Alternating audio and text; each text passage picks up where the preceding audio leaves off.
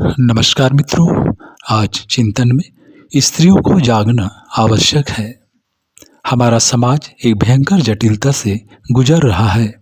यहाँ पर पुरुषों को स्त्रियों से अधिक मान सम्मान और वर्चस्व का अधिकारी माना जाता है। हम यह समझते हैं कि पुरुष वर्ग क्योंकि प्रधानतः हर दृष्टि से स्त्री वर्ग से आगे रहता है, तो क्यों न उसे ही इस समाज का संरक्षक और पालनकर्ता मान लिया जाए। परंतु ऐसा नहीं है। जिस समाज में पुरुषों को स्त्रियों से अधिक योग्य एवं सामर्थ्यशाली माना जाता है, वह कभी विकास नहीं कर सकता है, क्योंकि इस समाज के संचालन हेतु पुरुष एक पक्ष एवं शेष आधे पक्ष के महत्व एवं गरिमा को नकारा नहीं जा सकता है। हम मनुष्य कैसे बने?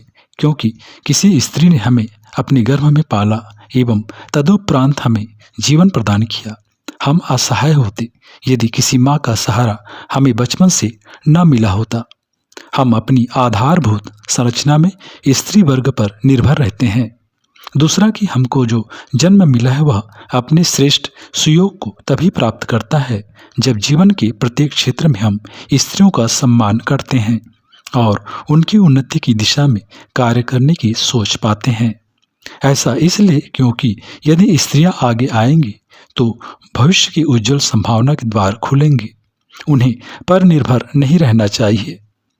यह समय उनके समुचे उत्थान का है। आर्थिक, सामाजिक, राजनीतिक और आध्यात्मिक रूप से उन्हें स्वतंत्र होना चाहिए। हम यह तभी कर पाएंगे जब एक पुरुष प्रधान समाज में नारियों का सच्चा गौरव प्रकट होकर आए तथा उन्हें मानव जाति की उन्नति में महत्वपूर्ण योगदान देने का अवसर मिल सके। मात्र नारी सशक्तिकरण की बात कहकर कोई समाधान नहीं होने वाला है। आज का दौर जनसंख्या बढ़ोतरी और समाज में अनाचार और क्लेश के बढ़ने के रूप में भी देखा जा रहा है। यहाँ पर नारियों को आगे आना चाहिए ताकि वो समाज की मूलभूत समस्या को उजागर कर सकें। वह है मनुष्य की वृत्ति। जब स्वार्थ हावी हो जाता है तब मानवीय जीवन गरिमा का दोहन और चाल चलन के जीवन में लोग बढ़ चलते हैं। तब किसी राष्ट्र का प्राचीन गौरव धुंधली मान्यताओं और असंगत नीति व्यवहार में जा झगड़ता है।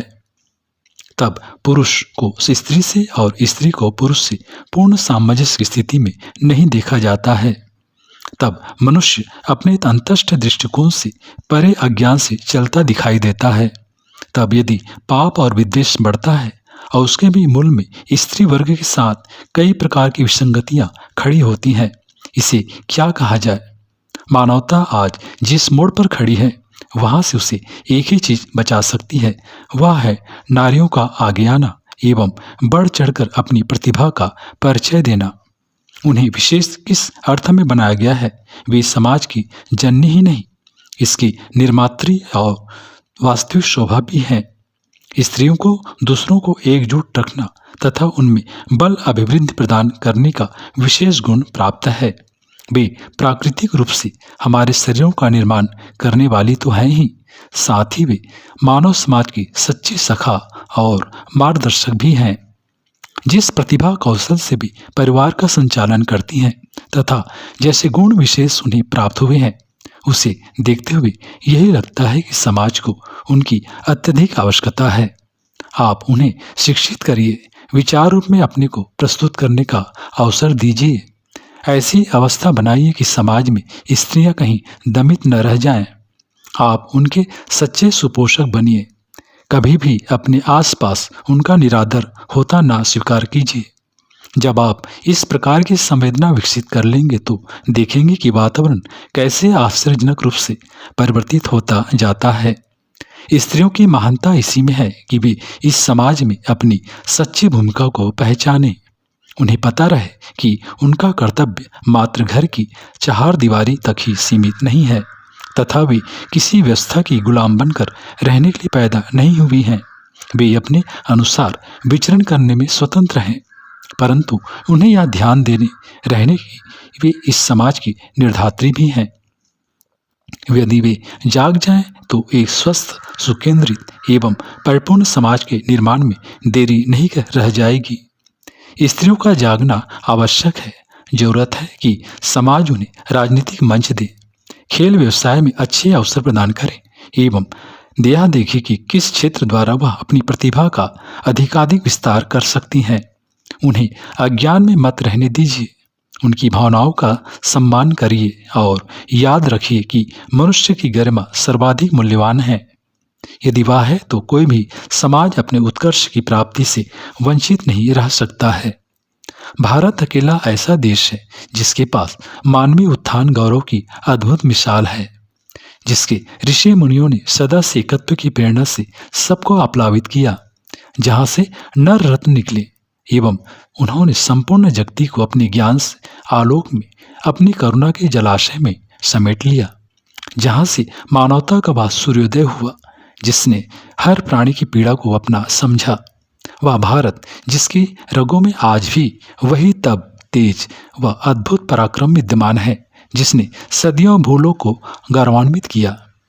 ऐसे भारत में पैदा होकर उसी की संस्कृति की मुख्य विशेषता नारी वर्ग को दैवी भूमिका में प्रतिष्ठापित करने के उद्देश्य को हम दुर्भाग्यवश भूल गए।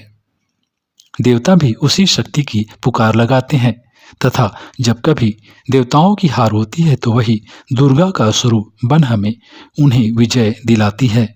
ऐसी जननी को हमने क्या बना दिया, हम उसके विशेष महत्व को समझ नहीं पाए। हमारी आत्मा कलुष से जकड़ी रह गई और हमारा अंतस सोया पड़ा नारी दुर्दशा को देखता ही रह गया। यह क्या हुआ भारत तेरे संग। मित्रों, आज मातृभूमि की पुकार है, सोई संवेदना का जागरण। हमारे भीतर से ये उद्गार उभरे कि हमें मानवता के हित जीना है और जननी को उसका वास्तविक स्थान दिलाना है। जब नारियां उठ खड़ी होंगी तभी यह समाज सही दिशा में बढ़ पाएगा। उनका वर्चस्व समूची धरा को अपने आलोक में ले लेगा एवं तब भारत अन्याय असुरता के दमन हेतु उसका ईश्वरोपासना की उच्चतर गति की ओर उन्मुख हो सकेगा।